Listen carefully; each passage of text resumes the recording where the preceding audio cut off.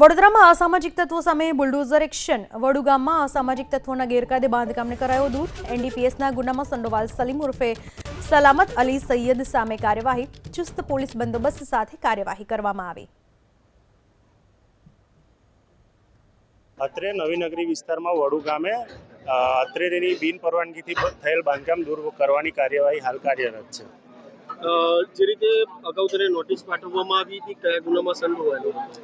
વડુ police સ્ટેશનથી police inspector Shri દ્વારા અત્રે અસામાજિક ગુંડા તત્વોની યાદી આપવામાં આવેલી હતી। જે લોકોના હાલના રહેણાંક બાંધકામ કાયદેસર છે કે ગેરકાયદેસર જે મુજબની વિગતો મંગાવવામાં આવેલી હતી। અરજદારો પાસેથી તેઓના બાંધકામ અને માલિકીના પુરાવા અત્રેથી મંગાવવામાં આવેલા હતા।